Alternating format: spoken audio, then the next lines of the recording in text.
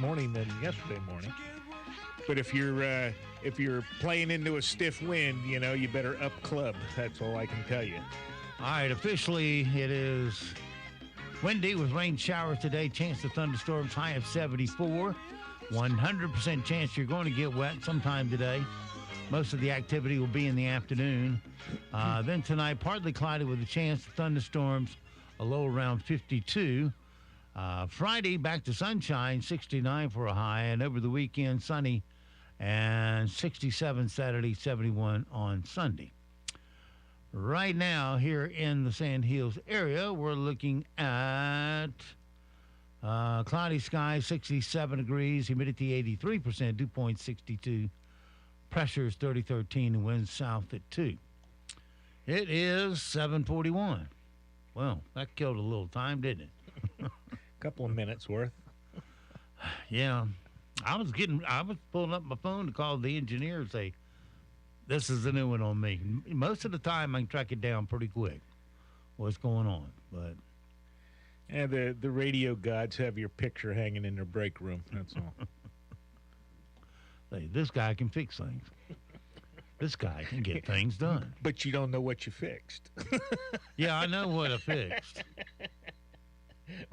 Well, yeah, you fixed the connectivity, but you don't know where it was that you fixed it. I think it was from this board.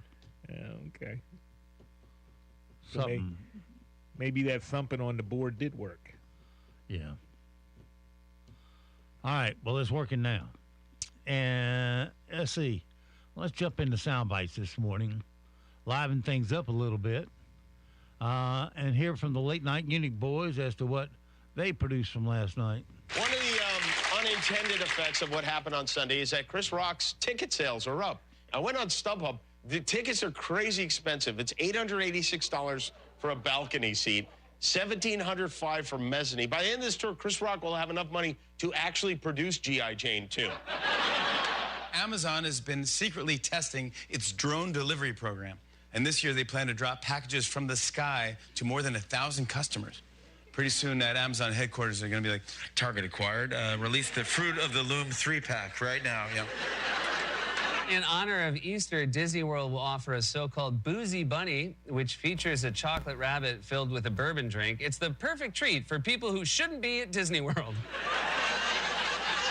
All right, nothing funny there. Yeah. Well, Chris Rock continues to be the story. I mean, he got just reading on him this morning. All the conspiracy theory stuff, there were several out there. It appears that none of that is true. It just was a straight up slap in the face that he wasn't expecting. It wasn't planned or any of that. So, yeah, he's a trooper. Got whacked and now they're saying on. They sent somebody from the academy down to Will Smith and told him to please exit, and he says no. Yeah, he refused to leave and all that kind of thing. So I would have brought the handcuffs in. Well, it's national TV. It's actors. Well, only a billion people witnessed the battery. So. Yeah. Well, that's up to the prosecutor. If they want to, they can press if they want. They don't need, you said, you don't need Chris Rock to press the charges, but. If the victim is ambivalent, doesn't really want to. Well, this was a direct violation of the laws of California and the federal government. And it was performed with plenty of witnesses. What federal thing? I guess because he was on television doing it? I don't know. Well, it's okay. Much more time spent on that than need be, I guess. Both Wanda Skies and Amy Schumer were solidly team Chris Rock. And they both say they're still traumatized by, quote, the slap. Here's Wanda talking about the ordeal and saying how she was disappointed that Will Smith wasn't ejected from the ceremony. I saw Chris at Guy's party, and as soon as I walked up to him, the first thing he said was, "I'm so sorry." And I'm like, "Why are you apologizing?" He's like, "It was supposed to be your night. It was supposed, you and Amy and Regina, y'all were doing such a great job. I'm so sorry. This is now going to be about this." You mean that's who Chris is? Chris is a sweet guy. I just felt so awful for my friend. It was sickening. I physically felt ill, and I'm still a little traumatized by it. And for them to let him stay in that room and enjoy the rest of the show and accept his award, I was like, how gross is this? This is just the wrong message. Well, you know what's really bad is that now they've set a precedent. Here you go. You got a comedian or some other actor up on stage. If you don't like what they said or the joke or something, you know, there you go. You've opened the door. Hey, so-and-so got slapped and so-and-so slapped him, so I can do it too. That is kind of a precedent that you're setting here. And what they should have done is, send about 4 or 5 big guys down there and manhandle them out of the place. Yeah. I mean, until they start doing stuff like that, this crap's going to continue. Yep. Is he going to be in control of your event, or are you? But it shows the two segment of law, rules for thee, but not for me. Yeah. Well, Hollywood's a laughing stock, and exactly, hypocrites and clowns. So, yeah, it's Amy Schumer and Wanda Sykes. Hey, sorry, Chris Rock's apologized to them. Hey, this was supposed to be your night on the lowest rated Oscar show ever. So, real big deal there, for those two. Well, they did send 2 deputies to Will Smith's house yesterday. No word on what they were there about or what transpired. Taking his hand in evidence. They did something. Well, they should have served him is what they should have done. But, I don't know. They may have. I don't know. North Carolina soccer fans have started a new tradition where the crowd now sings the national anthem. Here is the Charlotte fan base singing the Star Spangled Banner together. Well, that's good.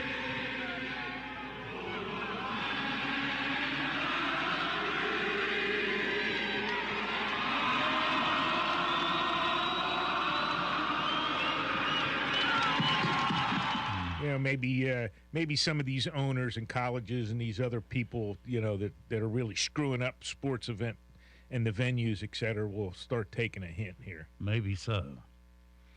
For the many who didn't see it, turn this into Who's the Mystery Singer on your show, then divulge the answer. The clues were supermodel, used to be married to one of the biggest selling magicians, and gets divorced to every guy she marries. Appeared in National Lampoon Vacation, likes to work out with Chuck Norris. You know who this mystery singer is? No. Works out with Chuck Norris? Yeah, the big clue was she's been in the National Lampoon movies, vacation movies, where she's riding in the convertible by Chevy Chase. Fewest votes. Or coming out of the pool. Home tonight. Okay, yeah. Lemur. Now her name's not coming to me. Behind the mass audience, say it with me. Take it off. Take it off. Supermodel actress and entrepreneur, the one and only Christy Brinkley. There you go. Revealed at last. Since Sunday night's Oscars, they found out viewership went up after the slap on no kidding, on the Academy stage, and also way up Chris Rock's concert ticket sales. Yeah. I remember when Rock got slapped, woke me up, I was taking a nap. Through most of the Academy Awards, dude had won so many, I was getting real bored, but the biggest shock I ever got was seeing Will Smith slapping Chris Rock. At first I didn't think it was real, thought it was all prearranged, and in my mind I could hear King Richard got off his throne, planted a hard one across his face. Oh, wow. His ticket sales haven't been too good, and now he's getting a break. Wow. They made history the other night when people tuned in to see the fight. Thanks to Nilly Willy, Chris's ticket sales are bright. Wow. Oh, wow. was getting $48 a ticket. Now they were going as upwards of $8,000 for Yeah, sure. mezzanine level. Now, see, if Hollywood actually had a sense of humor a little bit, for next year's Oscars, they would put a boxing ring on the stage and have all the announcements from a drop mic. But they don't because, they're actors. The very first sports bar just for women is opening up next month, and it's called the Sports Bar. I'm sorry, the Sports Bra. The sports bra. Yeah. How would the sports bra be different from the sports bar? Almost every sports bar in America is really a men's sports bar. You walk in, it's men's basketball, men's football, men's hockey, men's baseball. Until now. Get ready for the first sports establishment featuring women for women. The Sports Bra. The Sports Bra is... That's okay. I'll take it from here. Yep, nothing but women's sports on all the big screens. And we don't have to serve foo-foo drinks or emotional support bartenders. Think about it. All we need is clean bathrooms. Mic drop. Think of it. More than one individual stall. Well-maintained sinks, faucets with hot water, garbage cans that get emptied, and toilets that work. Booyah! There's your sports bra. We are gonna clean up. Pardon the pun.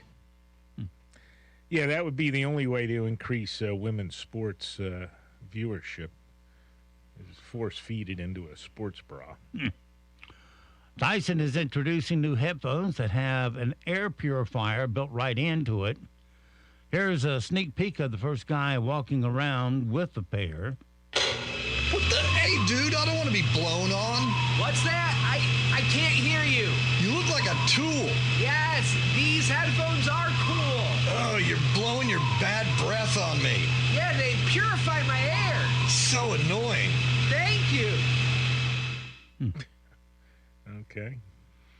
All right, well, we've covered the headline news, but what about the not headline news? This is not headline news. The trailer for Top Gun Maverick is out. In this one, Tom Cruise plays a flight instructor. Needless to say why Harrison Ford doesn't play the other one. Alec and Hilaria Baldwin are expecting their 7th child together. Man, that guy's never shooting blanks. The first sports bar for women is opening in Portland, Oregon next month. Every table comes with a perfect view of the various games being played and a guy to explain the rules. And a study found that 1 in 5 people run out of money before payday. That's amazing. I had no idea that many people work in radio. This is not headline news. Yeah, it does raise a question. Should Alex Baldwin be allowed to further reproduce? I'd have to say no. I think he needs to stay in trial first for manslaughter. The Biden border crisis, from Twitter, Tom Cotton, the Biden border crisis is about to get much worse. The disaster at our southern border is a direct result of President Biden's policies. Here's a scoop from Twitter. Disney corporate president Carrie Burke says, quote, as the mother of one transgender child and one pansexual child, she supports having many, many, many LGBTQIA characters in our stories, she says, and wants a minimum of 50% of characters to be LGBTQIA and racial minorities. Well, that's too much to say. I can't even get into Disney now. It's to the point of ridiculousness here. And what is a pansexual? I don't know.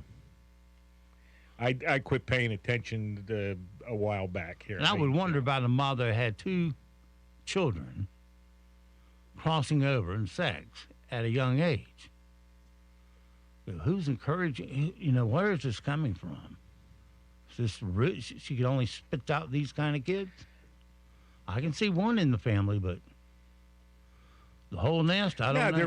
They're being indoctrinated, trained into it. However, whatever term you want to use, that's what they're doing. From John Solomon, FBI execs denies knowing of whereabouts of Hunter's laptop as contents put into congressional record.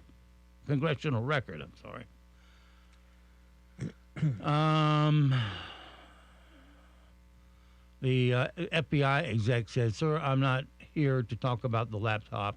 I'm here to talk about the FBI cyber program." And then Matt Gaetz asked him, "Well, you're the executive director. Where's the damn laptop? Or who can we talk to about the laptop?" "Sir, I don't know." Well, yeah, I don't know doesn't cut it. But, we're not dealing with a... the government... what are you supposed to say to all this? These people just do as they please, and nobody holds them accountable. And until they are held accountable, it's going to continue. So I don't have an answer for it. I mean, this clown's just going to sit there and say, "No, don't know, not giving it to you," and they get away with it. Ted Cruz saying, with 71% saying the United States is on the wrong tracks. NBC's Chuck Todd says Democrats may be headed for a shellacking in November. Well, Chuck's finally catching up to the rest of the wagon train, huh? Well, yeah, probably. But, yeah, you never know. You never know. I mean, the Dems are putting all their machinations in place here to steal as much as they can. So I'm probably not going to be as dramatic as everybody thinks. From Rona McDaniel, the GOP chairwoman, American families can thank Joe Biden. Thanks, Joe, for $5,200 that went up in smoke this year. That's how much his inflation tax is costing each family. Yeah. In the way of higher gas prices, higher taxes, just higher cost of living, without getting anything new for yourself. Right. You got to spend that just to keep up with where you were. Thanks, Joe. How did he word it? What a stupid son of a bitch. I think that's the way he worded it.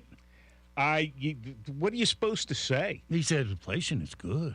I mean, these people, they're just pulling this garbage, and you still have a large majority or a large number of people that are oblivious to what's going on. You still have he's in the lower 30s for approval or the mid 30s for approval. Well, who's this other 30 some odd percent that approve of what he's doing? What are you supposed to say to them? They think this is right. Yep. I don't know. It just, the simple fix is go out and drill, become energy independent again, then you can start shipping off to the people dependent on Russian oil. But you can't because they put these people in place, and then it keeps getting sued or denied or whatever. Yeah, they just make it impossible to get the permit to drill. And they need to get by that and get the job done. But Joe doesn't know any better. And it's just stupid enough to believe his own policies. All right, coming up on 8 o'clock, we'll check the news and we'll be back. Good morning, everyone. We're seeing a cloudy and windy start to your morning commute. A few small showers are possible this morning. Better chance of rain and thunderstorms are in the forecast from lunchtime and through the afternoon hours. Damaging winds will be a main threat as those storms move across the state as we're under a level 1 and 2 risk for severe storms. Highs today will be in the 70s. It'll be windy even besides the showers and storms. For Friday, we'll see a mostly sunny sky, cooler with temperatures in the 60s. I'm meteorologist Zach Malak in the Weather Center. Broadcasting from the top of the North Carolina Sandhills, 97.3 FM, 104.1 FM, and 990 AM. WEEB, Southern Pines, Pinehurst, Aberdeen. Breaking news this hour from townhall.com. I'm Rich Thomason. Escalating Russian attacks in Ukraine casting doubts on earlier reports of progress in peace talks. Explosions could be heard in the distance as Ukrainian President Vladimir Zelensky delivered his video address to the nation Wednesday night. Russian forces continue to bombard Kiev and the northern city of Chernihiv, despite Moscow having pledged to scale back operations to help build trust in peace talks. Of Russian troop movements, Pentagon spokesman John Kirby says, probably in the neighborhood of 20% of what they had.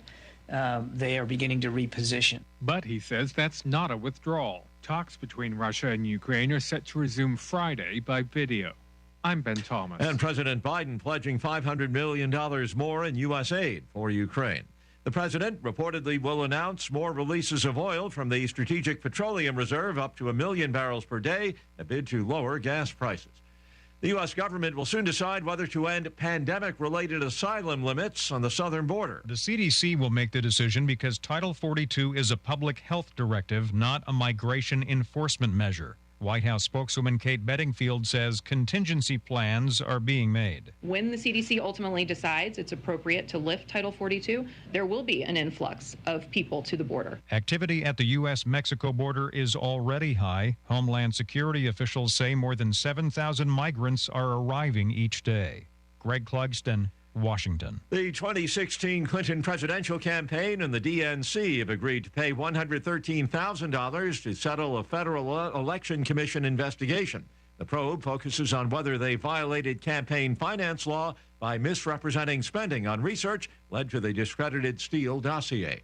On Wall Street this morning, Dow futures down 11 points. More on these stories at townhall.com. My brother-in-law died suddenly, and now my sister and her kids have to sell their home. That's why I told my husband we could not put off getting life insurance any longer. An agent offered us a 10-year, $500,000 policy for nearly $50 a month. Then we called SelectQuote.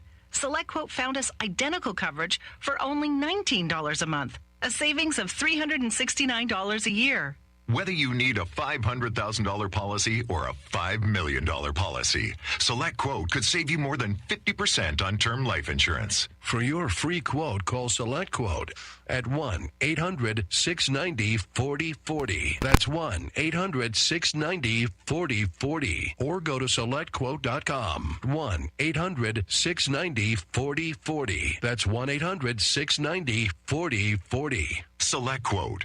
We shop. You save. Full details on example policies at selectquote.com/commercials. The death toll keeps rising following the latest hostilities in the West Bank. The Israeli military says what happened is that its soldiers entered into Jenin to make several arrests, including those of 2 people suspected of helping a Palestinian man who carried out an attack in a Tel Aviv suburb earlier this week and shot dead 5 people. So in the clashes that resulted in Jenin, there were 2 Palestinians who were killed. And then from the south of the West Bank, from close to a settlement outside of Bethlehem, reports that there was a screwdriver used to stab a passenger, an Israeli citizen, on a bus. He had moderate injuries. Another passenger on the bus intervened and shot dead the attacker there. The BBC's Yolanda Nell. At a regional conference, Chinese leader Xi Jinping voicing strong support for Afghanistan, same time making no mention of human rights abuses by the country's Taliban leadership. News and analysis at townhall.com. Maine Senator Susan Collins says she will vote to confirm Judge Ketanji Brown Jackson. Collins' vote virtually assures Jackson will be confirmed, becoming the first black woman ever to sit on the U.S. Supreme Court. It guarantees Democrats at least 1 GOP vote and likely avoids the need to call on Vice President Kamala Harris to cast a tie-breaking vote in the 50-50 Senate. All 50 Democrats are expected to support Jackson, though one notable moderate Democrat, Arizona Senator Kyrsten Sinema, has yet to say how she'll vote. Bob Agnew reporting. The global seafood industry is preparing for major disruption because of new sanctions on Russia. The latest round of U.S. sanctions includes bans on imports of seafood, along with alcohol and diamonds. Those restrictions took effect on March 25th. The U.S. also stripping Russia of its most favored nation status. To get on Wall Street this hour, the NASDAQ futures up 33 points. More on these stories at townhall.com. We're proud to be working with our local businesses for the greatest comeback of all time. Come together. With Talk 97.3 FM, 104.1 FM, and 990 AM. WEEB. Aaron Cooper here with Cooper Ford. To say the past year and a half has been tough is an understatement. And it's during these times that we truly value the community in which we all live in. At Cooper Ford, we continue to do all we can to pour support back into the community because taking care of each other is what it's all about.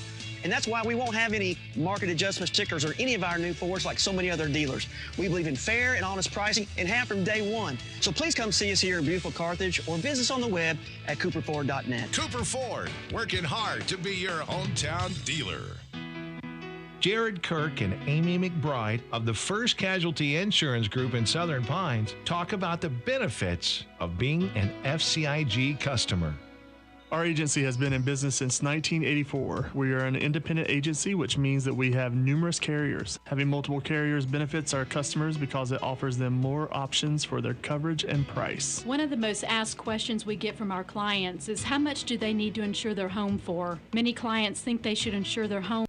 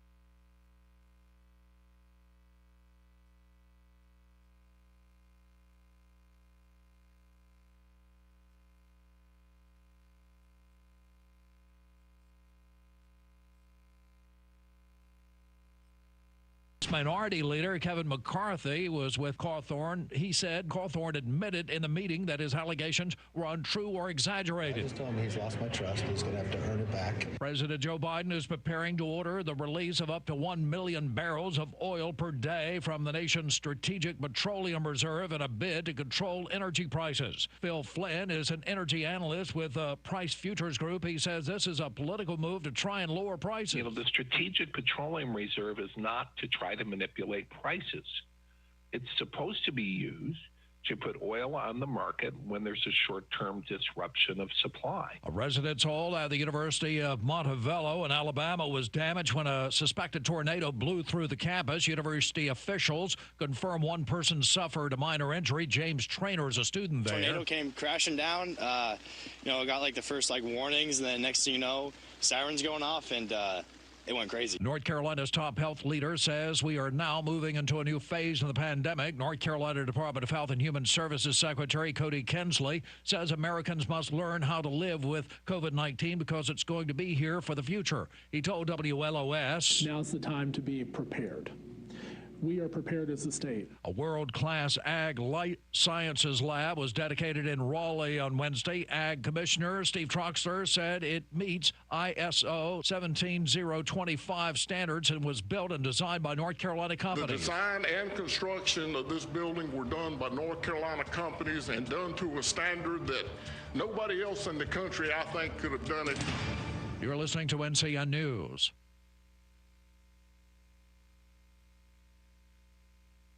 If you pay your city or town for electricity, you live in a public power community.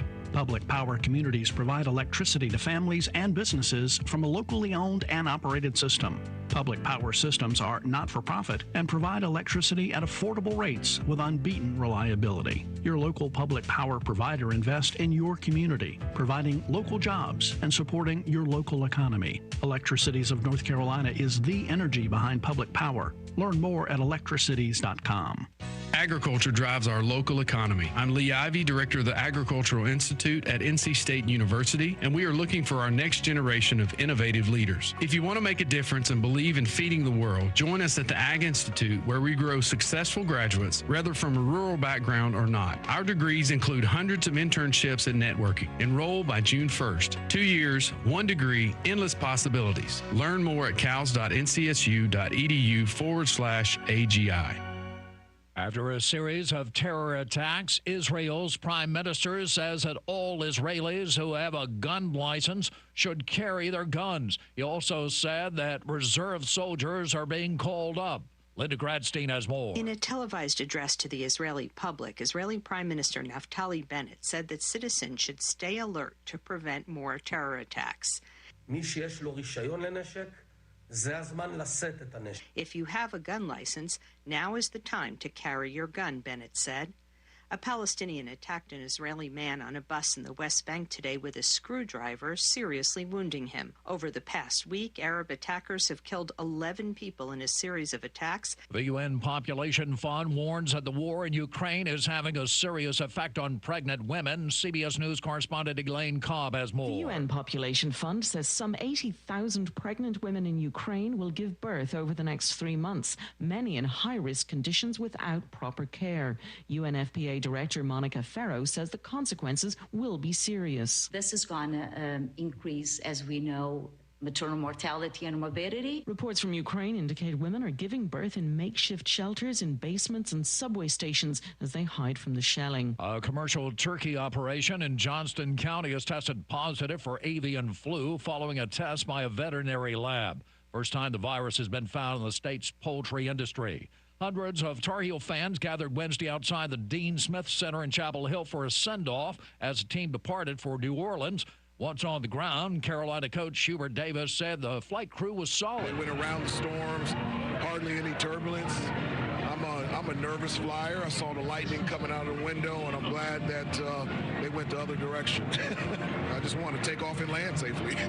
Mike Rayleigh, NCN News. Hello, everyone, and happy Thursday. We're watching the sky closely today as strong to severe thunderstorms are possible from lunchtime and through the afternoon. Damaging winds will be a main threat as those storms move through, and we'll also see windy conditions even before the showers arrive. We'll see gusts up to 40 miles per hour for today. We're under a level 1 and 2 risk for severe storms. Highs today are staying in the 70s. For Friday, we'll see highs in the mid to upper 60s and lower 70s, sunshine in the afternoon. I'm meteorologist Zach Malak in the Weather Center.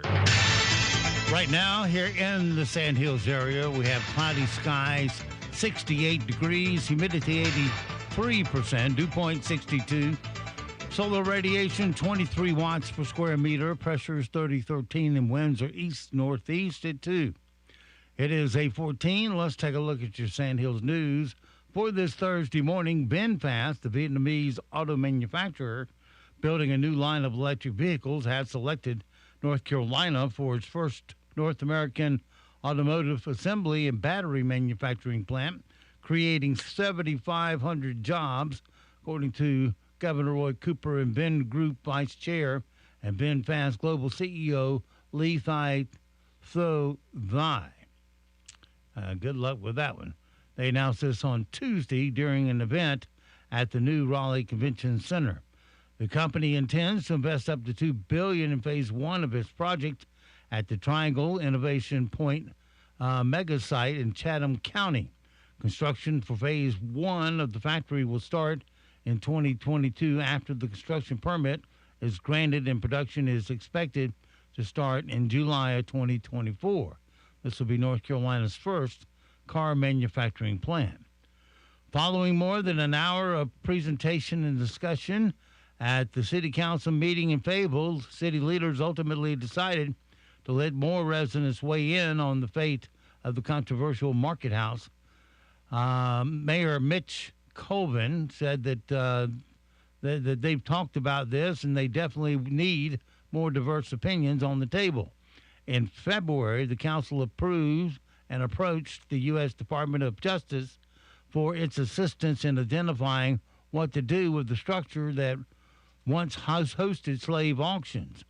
Deion Lyons with the with the Department of Justice presented an array of recommendations to the council on what to do with the market. Those recommendations including using the space for history tours, a symbol of education, decorating it with art that represents African American culture and the spirit of Fayetteville, and even changing its name altogether. Resident Kathy Overton said, "I feel like most people who were born and raised here feel like it should be left alone." And military veteran Travis Jenkins said he wishes the city would tear it down, or relocating the Market House or demolishing it is not a current option on the table. That's your WEEB local news this morning from the Sand Hill Sentinel. And you can go online to sandhillsentinel.com for more information. It's 8:18. Sports is next, right here on Talk 97.3 FM, 104.1 FM, and 990 AM WEEB. The Morning Sports Report is brought to you by Hughes Supply of Pinehurst. With over 50 years' experience, Hughes Supply can handle all your plumbing project needs from start to finish. Call 910-295-5541 or visit them online at HughesSupplyPinehurst.com. NCN Sports, I'm Josh Zach. North Carolina is heading back to the Final Four, setting up a dream matchup with Duke. That was the call after Carolina took down St. Peter's on Saturday to advance to the Final Four. Hundreds of Tar Heels fans gathered Wednesday outside the Dean Smith Center in Chapel Hill to send the team off as they departed for New Orleans. But Carolina's road to the Final Four got off to a bit of a bumpy start. The team's flight left RDU about an hour late because of a mechanical issue with the stairs to the plane. They then encountered severe weather in Louisiana and had to circle the airport for about an hour before getting on the ground. Once touching down, Carolina coach Hubert Davis said he's a nervous flyer, but the flight crew was solid and he was glad to finally be in the Big Easy. It's great. I'm just so excited for our players. You know, it's been a year of hard work, a year of perseverance and resiliency. I'm just really excited about the experience that they're going to have, and we're really looking forward to the challenge of playing against a great Duke team. Carolina, Duke, Kansas, and Villanova all scheduled to participate in closed practices today in the Caesars Superdome. In more college hoops news, Shaheen Holloway is leaving St. Peter's for Seton Hall just days after helping the little Jesuit school make history and becoming the first 15 seed to reach the tournament's Elite Eight. His Peacocks upset #1 Kentucky as well as Murray State and Purdue to advance to the Elite Eight before coming up short against the Tar Heels. Seton Hall announcing the hiring of the 45-year-old last night. Not much of a surprise. He played for the Pirates and was later an assistant coach. On the pro court, Miles Bridges scored 31 points, and LaMelo Ball had 20 points to go along with his 15 boards to help the Hornets pass the New York Knicks 125-114. That ended New York's 4-game win streak. The win for Charlotte clinched them a spot in the Eastern Conference play-in tournament. This is NCN Sports. Why? Just think about it. Why is the #1 selling brand of chainsaws not sold at Lowe's or the Home Depot? We can give you over 10,000 reasons. That's how many authorized local steel dealers you can find across the country. Visit one and you'll find a range of dependable gas and battery-powered tools, from trimmers to blowers. And you'll find service from experienced professionals. Real Steel. Find yours at steelusa.com. Lowe's and Home Depot are trademarks of their respective companies. Just 3 words tell you everything you need to know. They tell you why we employ more than 2,000 workers at our factory in Virginia Beach, and why over 10,000 local steel dealers are putting battery power in the hands of Americans. Just 3 words. Made in America. Real Steel. Find yours at steelusa.com. The majority of steel products sold in America are made in America of U.S. and foreign materials. Batteries and chargers are sourced internationally. Bruce Arians has decided to retire as coach of the Tampa Bay Buccaneers and move into a front office role with the team. A stunning move announced Wednesday night. Arians, who turns 70 this coming season, coached the Bucs to the Super Bowl title in 2020, which was Tom Brady's first season with Tampa Bay. Defensive coordinator Todd Bowles will replace Arians as the coach. But we all know Tom Brady's the real coach, right? Other news in the NFL, quarterback Lamar Jackson said on Twitter that he loves the Ravens amid uncertainty about his contract status beyond later this year. He said Wednesday he didn't know who was putting out a false narrative that he was having thoughts about leaving. His contract is an issue in Baltimore for a second straight offseason. Josh, Zach, NCN Sports. As our economy gradually reopens, remember to support local. Know you're doing the right thing and stay proud. Be a part of the greatest comeback of all time with Talk 97.3 FM, 104.1 FM, and 990 AM. WEEB. My name is Tony Keith of Keith Hardware in Carthage, North Carolina. I'm the 3rd generation of a family-owned business. We've been in business for 83 years. We sell live bait, crickets, minnows, and worms, fishing tackle, nuts and bolts and screws by the piece. You can still come in and get nails weighed out by the pound, or 1s or 2s, however you'd like. The guys, they know what they're doing. You don't have to ask for service. You tell them what you need. If they ain't got it, usually they can conjure it up. Keith Hardware has been a tradition in this town for as long as I've been in business, 42 years, and they run a good business and they're good people. I came in with 2 pieces of plumbing. I handed it to this guy, and he took off the back and picked it up and brought it back. Their knowledge is invaluable to me. With Keith Hardware for 28 years. I rent the building from them next door, and Tony and Ginger are doing an excellent job. I'm proud of them. Come visit Keith Hardware today at 207 Monroe Street in Carthage. We're just an old-fashioned hardware store. The best in-store service, unbeatable prices, locally owned. Hi, this is Catherine Phelps. Joe and I are the new owners of your local Sears hometown store. We're creating relationships and helping our customers make an informed buying decision is our business. The month of March, all home appliances are up to 30% off and extra discounts with a Sears card, or 12 months no interest. And remember, we lease to own every day. Shop your locally owned Sears hometown store in the Town and Country Shopping Center, Aberdeen. When you're ready for your next painting project, there's only one place to go for high-quality products. JB Short Carpet 1 in Southern Pines carries premium Benjamin Moore paints for any type of project. Benjamin Moore offers unmatched color and durability, so color will last for years to come. And when you shop JB Short Carpet 1 in Southern Pines, you're not just improving your home, you're supporting a local business too. Benjamin Moore, for everything that matters. JB Short Carpet 1, Highway 1 North between Southern Pines and Vass, or on the web at shortcarpet1.com. All right, soldiers. Today we decide. Are we going to run and hide, or are we going to fight? They think it's over. Well, they got another thing coming. Because today, we're going big.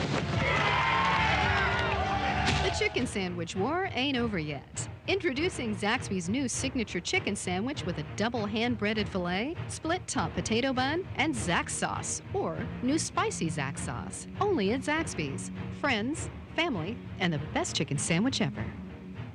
Replacing a roof isn't just shingles. because it's a complete engineered system. At Elite Roofing, we recognize the importance of that system. We're certified installers of all the roofing products we use, with over 28 years of experience in superior residential and commercial roofing. New roof, re-roof, and repair. We stand behind our work with a product and craftsmanship warranty. Call 910-757-0505 today for a free estimate or visit our website at eliteroofingnc.com. That's 910-757-0505. Neck, shoulder, or back pain can be downright debilitating. If you have those issues, you already know that, and you don't need me to tell you about the opioid crisis. There's another, better way. I'm talking about chiropractic, a healing art that's also science. Dr. Sharon Wright of Wright Chiropractic in Seven Lakes invites you to come in for a discussion about how chiropractic works and could work for you. To be sure, there are many of you out there that have reached the proverbial dead end trying to treat and manage your pain. This is Dr. Wright. I can't guarantee I can fix every problem, but I will tell you honestly whether chiropractic can be of help for your particular issue. Living with pain is not always the only option. Doesn't it make sense to explore every avenue before resigning yourself to the limitations of pain? Call our office today to schedule a consultation and start living again. 673-2225. War Dogs Army Surplus is Moore County's largest selection of Army surplus. They buy, sell, and trade Army surplus, and they'll match any legitimate offer from competitors with a price match guarantee. They'll match and beat any competitor's price by 10%. With the largest selection of vintage and modern gear and collectibles, War Dogs has everything you're looking for. Open Monday through Friday, 10:30 a.m. to 5:30 p.m. and 11 a.m. to 4 p.m. on Saturdays. 675 Southwest Broad Street in Southern Pines, or call 910-920-7749. That's 910-920-7749. War Dogs. We offer more and sell for less. If you're like most folks, you love your home. You love your neighborhood and those that live around you. But when you go inside your home, you see that it is in need of a massive updating, especially those bathrooms, kitchen, and great room. You know that these areas need upgrading, but you also know what a task it is to do it yourself. Hi, I'm Steve Leader Adams, and I've built over 2,000 homes, and I and my partner Larry Postawade have over 70 years of construction experience and have our own remodeling business called Relive It Remodeling. We also pride ourselves on making remodeling jobs an easy and enjoyable process for our clients. We look after everything from permits to the last paint stroke. We also show up when we promise and stay until completion. And we also recycle any materials through the Wounded Warrior program. And here's one more promise. Nobody, and I mean nobody, does better quality work than we do. For your next renovation job, give me a call right here at WEEB at 692-7440 or check us out on the web at reliveitremodeling.com. This is more than just innovation. This is smarter innovation. This is GE Profile at Keys Appliance Center in downtown Aberdeen. This is no spills autofill for hands-free fill-ups from your fridge. This is no preheat air fry right in your oven for food that's crispy without the oil. This is an in-oven cook cam so you can check on your food from your phone. This is smarter innovation. This is GE Profile. Upgrade today with your local appliance experts at Keys Appliance Center, located at 104 East Main Street, downtown Aberdeen. Call us at 910-944-8887 or shop online at keysappliance.com. The greatest comeback of all time is underway. Remember to shop local businesses.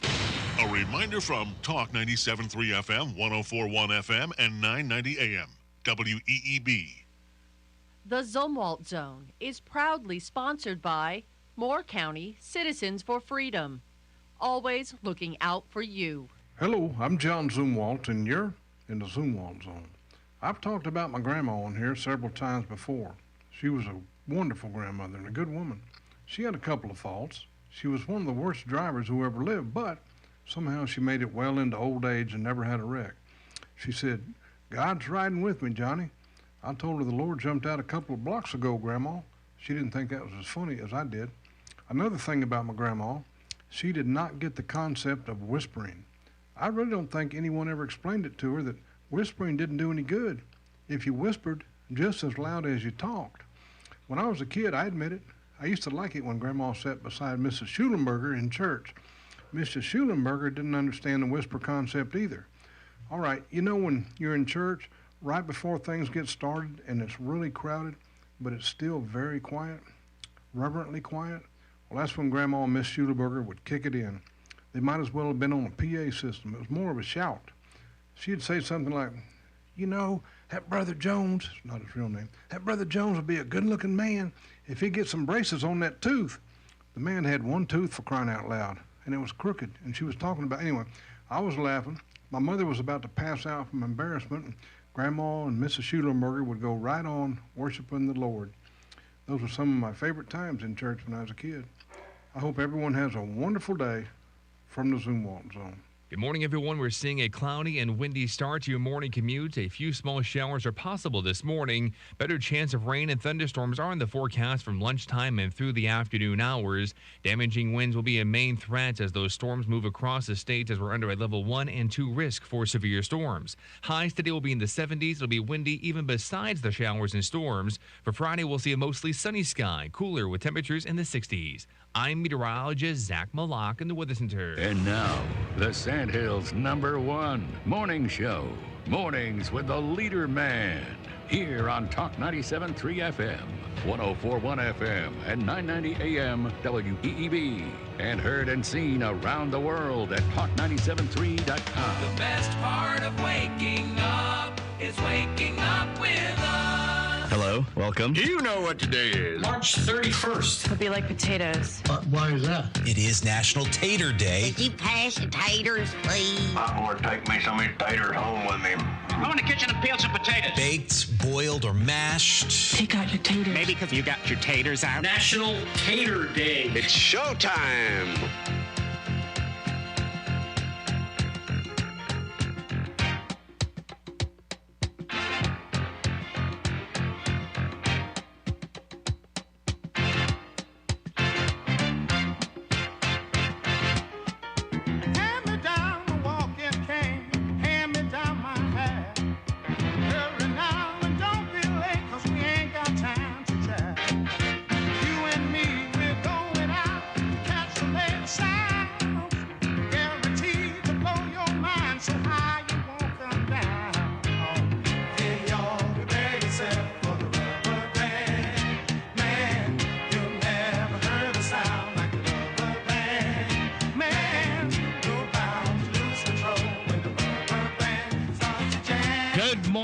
Talk 97.3 FM, 104.1 FM, and 990 AM WEEB.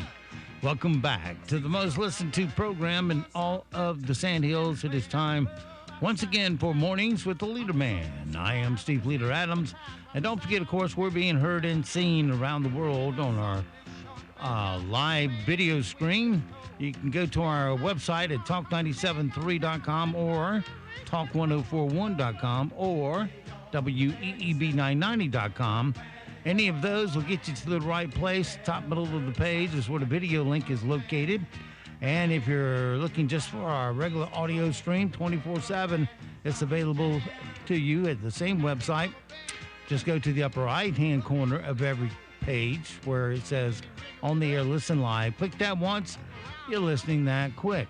Weather for us today here in the Sandhills is going to be windy with rain showers, chance of thunderstorms. Most of that will be this afternoon. Look for a high of 75, and some of that will linger into tonight, just a 30% chance of it.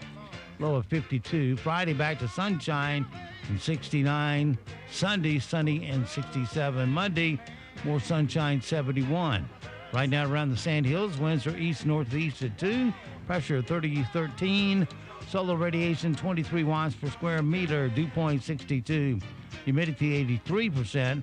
It's cloudy and 68 degrees currently here at Talk 97.3 FM, 104.1 FM, and 990 AM WEEB. All right, it is 8:34, 34 past the hour. John is in the room with a special guest. John? Well, good morning, Steve. Good morning, everyone. Our guest today is Judge Donna Stroud. Judge Stroud is the Chief Judge for the North Carolina Court of Appeals, and she's running again for that same position. Good morning, Judge. Good morning. I'm so happy to be here. Well, you know, I always appreciate when a candidate thinks enough of Moore County to make the drive, and I think it was about an hour and a half for you, and then we don't know what the weather will be. So thank you very much for thinking enough of the folks that live here to come in and talk to us. We always appreciate it. Can we start with you telling us a little bit about yourself? Sure. Well, I was born and raised in Kinston, North Carolina, and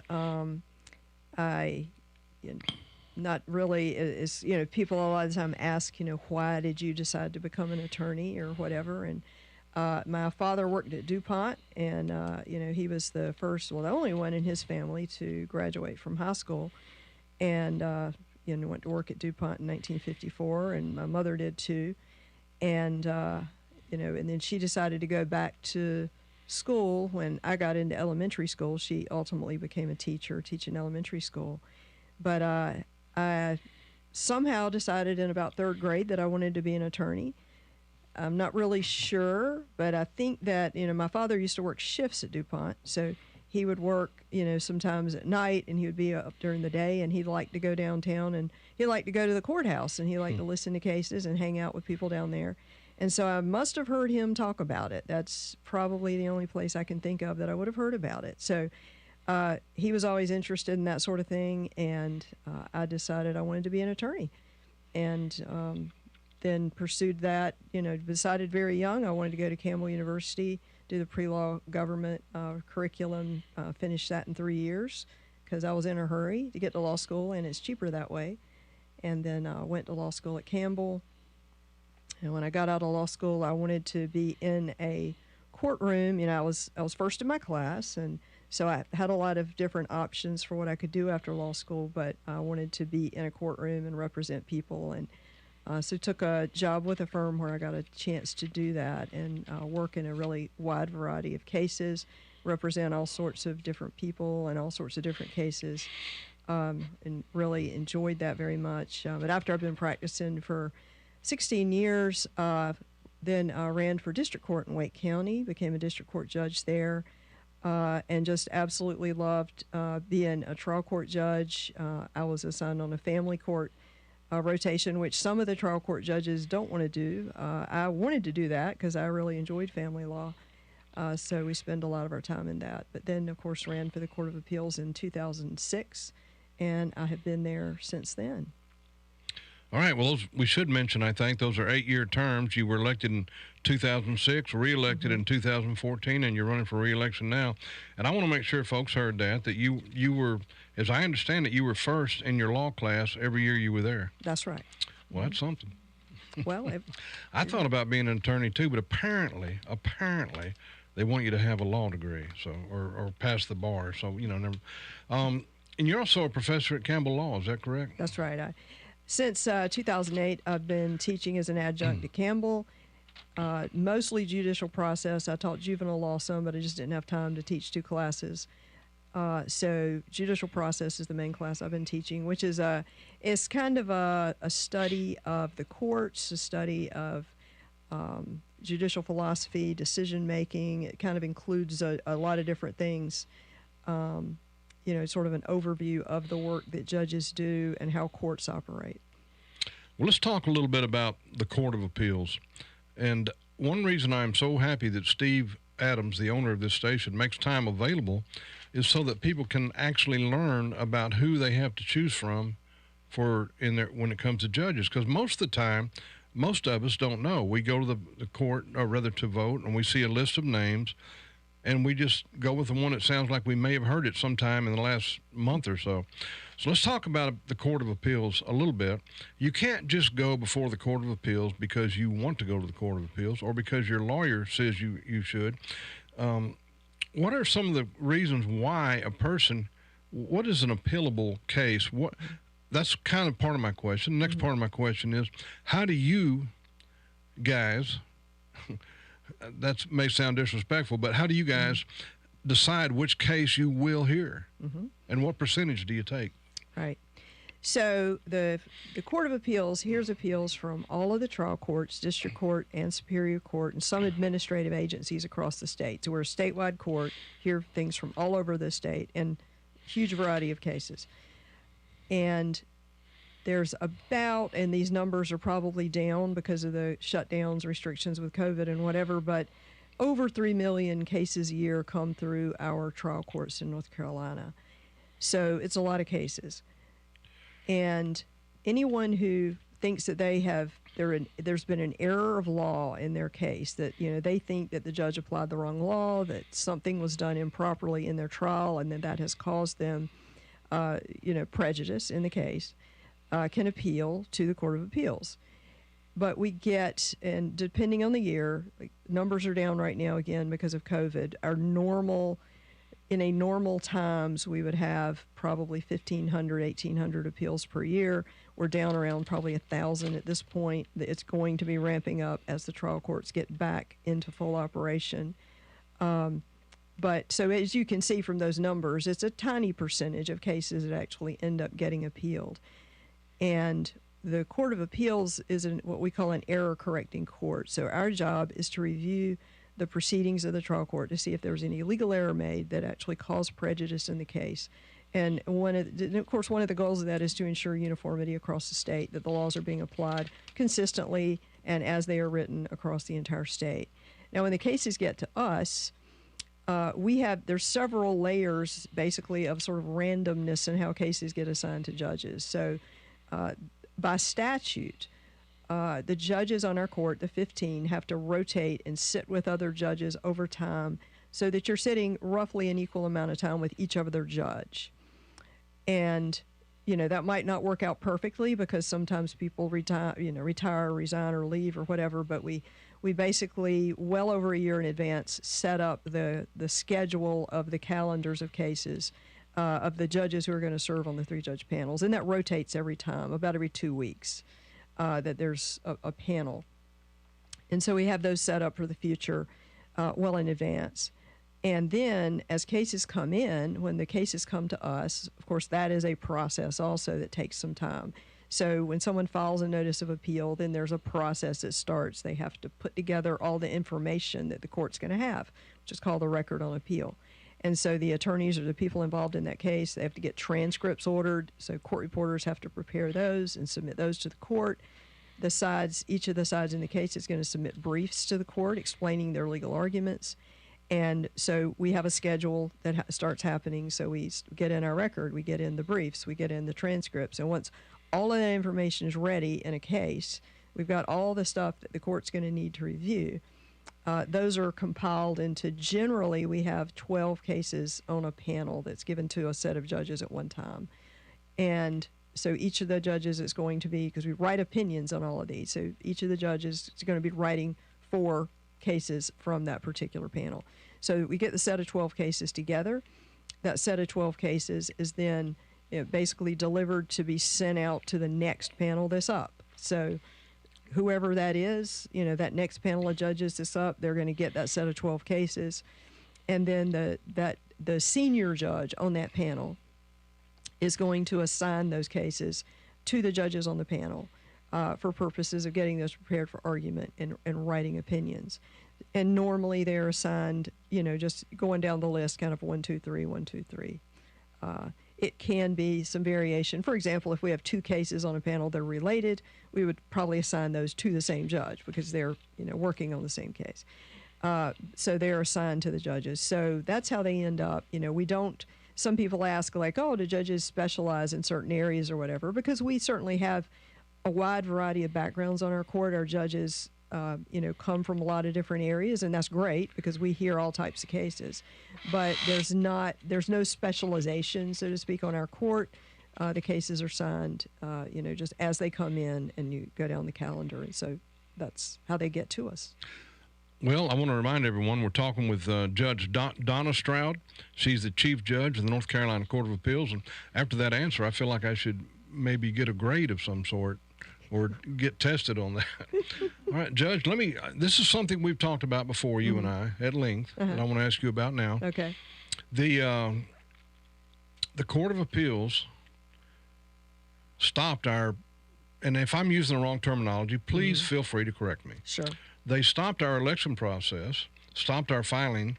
There was a 3-judge panel that took that action, and it was a case from Wake County, I believe, and our whole election process just came to a screeching halt. And the upsetting thing, I believe, and I'm speaking for myself, was that we were not allowed to know which 3 judges on the Court of Appeals did that. And that is extremely upsetting that we would have a case of such importance and we cannot know who did that. Can you address that, please? Sure. Well, the court has, and all courts have, their own internal procedures and rules that they follow. It's true not just of our Court of Appeals, it's true of all appellate courts across the country, federal and state. So this is something that is one of those sort of, I guess, nerdy things that most people, obviously are not thinking about as far as how the courts work internally. But all courts have those rules and procedures. And our court was created in 1967. So the rules and procedures of our court were set up initially when the court was set up in 1967. And they've, in that regard, have remained the same the entire time. And so when I mentioned the fact that we set up the panels, as I just mentioned a while ago, for the regular cases that are argued, we write opinions on. We have other panels as well on the court. So we have what's called a petitions panel, and that is another panel that rotates regularly. And again, judges are required over time to sit with other judges equally. So that is another thing that is set up, over a year in advance, that which seats, and we actually do the matrix by seat numbers because the person in that seat might change. It might be seat number 5, and if a judge retires, leaves, there's an election, whatever, another judge will be put into that spot. So we have those that are set up. We have some other panels. We have what are called 3.1 case panels that deal with juvenile cases, and we have some other. So there's a variety of those panels. So with the petitions panels, the practice of our court has been that the members of the panel are not identified on those rulings. And you have to understand that. I know that people are very intensely interested in that particular ruling, and I totally understand that. I completely get that. But we hear several thousand motions and petitions every year and have, of course, been doing that for many years. So you're talking about lots and lots of rulings. And for the people involved in a particular case, and understand that that particular case is of special interest to a lot of people, every person's case is equally important. So there are thousands of cases that you haven't heard about because, people are not interested in those, but there are criminal cases, there are family law cases, there are contract disputes, there are property disputes, there are foreclosures, there are summary ejectments, there are all sorts of situations that people face that the court gets petition requests on and we rule on. And like I said, our policy has been that we don't identify the judges on those panels. There are a lot of reasons for that, which would not be obvious to people who don't know about court proceedings, but a lot of that deals with just the timing and the need to deal with things quickly. And when we do a decision, we do an opinion on a fully argued case, that we've got those records and briefs and transcripts, and we write a full opinion that is out there. And of course, obviously, all the judges' names are normally on those opinions. Not always, because there are situations where cases are done what's called per curiam. But there are procedures, those procedures were put into place, as a manner of getting those things done in the expedited manner that they need to be done. That is something that, it could change. It's certainly possible, and is something that we're thinking about. But, basically the thing is that has been the procedure since the court was created. And courts are not, we tend to take changing those procedures very seriously because people are relying upon, courts are to be something that, people understand the procedures, they know what to expect. And so when we change procedures in a court, we think about that very carefully, and we get information from a lot of different stakeholders to consider it before we change anything. Well, Judge, respectfully, let me say that was a very long answer. I'm sorry. No, don't apologize. And I wanted to make sure I gave you all the time you wanted to take to answer that question. But my question is, let me be more specific. Okay. Is there a law or anything that's written that prohibits you from releasing those names, the names of the three judges? And then you said, I believe you said that you rule there has to be some type of legal error. Mm-hmm. In a ruling. In sure. a ruling. Mm-hmm. And since it came from Wake County, what was the legal error? Are we allowed to know that? Okay, well, the particular situation that you're talking about. Well, let me ask you first. Is Yes. there a law that prohibits you from releasing that information of the names of the three judges? As far as our court operating procedures, yes. There's an actual statute? It's not a statute, but under the statutes, the court has the authority to set its procedures. And of course, we have 15 judges, so that is something that's done by I'm very that. sorry to interrupt you, and I don't mean to, and I want to be fair, and I want to give you all the time you need, but Yes. we are running out of time. I'm So sorry. there's no statute, but under your own rules or regulations or procedures, whatever the correct term might be, you guys have, the judges, have chosen to not release those names. That's their decision, and as the chief judge, you know, you're part of that, and you could change that any time and release that information. Is that correct or not? I certainly don't want to put words in your mouth. The court certainly can change its procedures and rules. Yes, the 15 judges, I can't change them unilaterally as chief. That is something that is for the entire court's consideration. And yes, they can be changed. And again, I said that's something that, you know, we're thinking about. There's not a statute per se. The statutes dealing with court's authority are generally, you know, they leave a lot of the authority, obviously, to the court to determine its own internal processes. So, but that is the decision that the court had made years ago and has been the one that's been in place. But it could be changed, yes. Okay. Well, we're talking with Donna Stroud. I should say Judge Donna Stroud. She's the chief judge of the North Carolina Court of Appeals. She's been on the Court of Appeals since 2006. She was reelected in 2014, and she's running again. Judge, I cannot let you out of here without asking you a couple of easier questions. Okay. First Amendment, Second Amendment. I'm looking for something very strong from you because every judge and every person who comes here, except one, we've had one that didn't believe in the Second Amendment. Oh, wow. But let's talk about your stance on the Second Amendment. Can you really completely convince us that you are not just Constitution, of course, but the Second Amendment in particular? Right. Well, I believe I can. I'll tell you, first of all, I grew up in a home that we had probably about 200 guns. My father was a gun collector. He was in National Guard for, well, as long as a human can be allowed to be in the National Guard, because he was over in Operation Desert Shield, Desert Storm when he actually reached retirement age and was over there about a year past that. So I certainly grew up with that. I am a concealed carry permit holder. So I have done that training, and I've, you know, while I've been on the court, I've written probably about 1,300 opinions that are out there, and I certainly have written opinions dealing with Second Amendment rights. It's often arisen in the context of laws dealing with possession of weapons, you know, or by felons, you know, that because there are statutes dealing with possession of weapons by convicted felons, but in the limitations on that and the exact rules around that. So I've had those cases. Also in domestic violence protective order settings, we've had some cases. I've had some cases dealing with Second Amendment rights. So you are definitely a Second Amendment.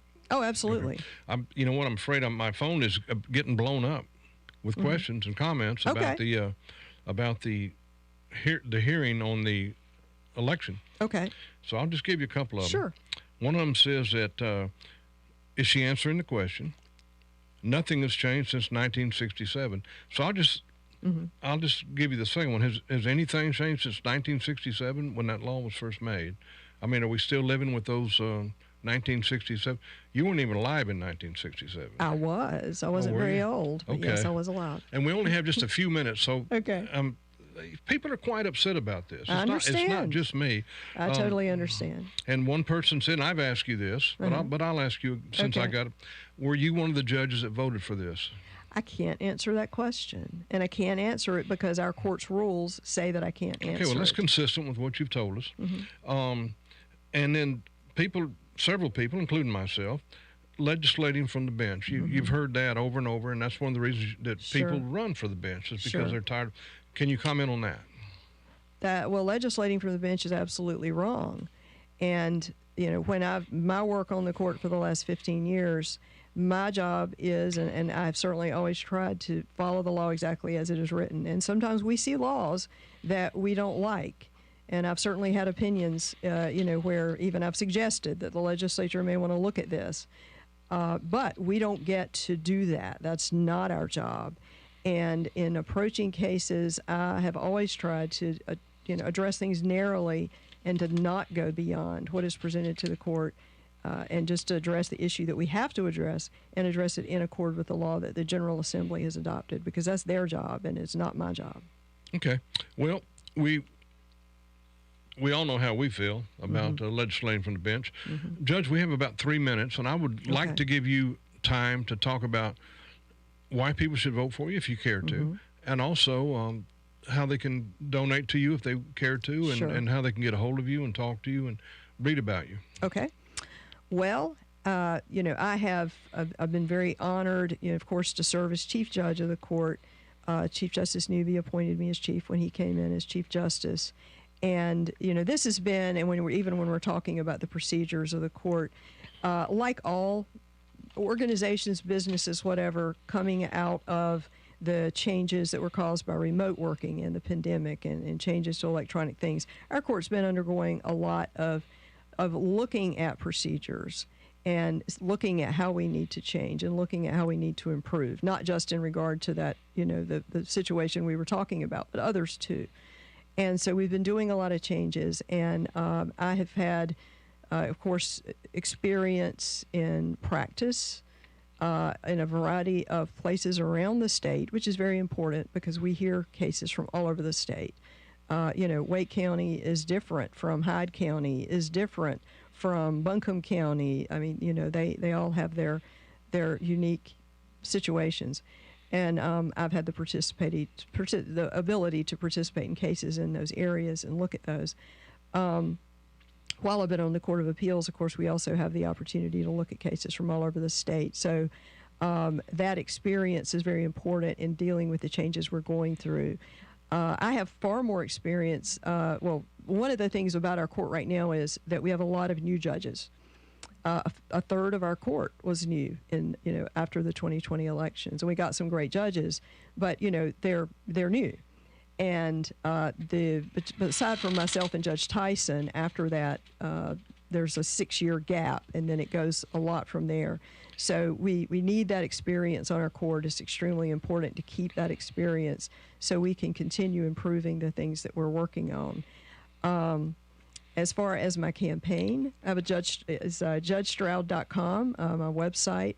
At the website there, of course, there's links to other things. There's a link to donate there on the website. More information about me. Yes. Well, Judge, thank you. We're today, of course, talking to Judge Donna Stroud, Chief Judge of the North Carolina Court of Appeals. She's running for re-election. And, Judge, I'd like to tell you thank you very much for driving in. I hope the weather is good to you on the way back, and I hope you have a good, safe trip back. And, again, thank you very much for coming and talking to us today. Well, thanks for having me. All right, and so it goes for this Thursday. Have yourself a great, safe day. We'll see you back bright and early tomorrow for TSIF Thanks Steve It's Friday. Until then, be sure to support the mom and pop businesses you hear on WEEB. They are the soul of our economy here. When you give them first crack at your money or spending dollars, your money stays here, rolls over, and creates jobs. When you head off to the Mega Mart, well, your money ends up in China, Sri Lanka, and Indonesia. And don't forget also that millions of Americans have fought and they have died to give and protect the freedoms that you get to enjoy today.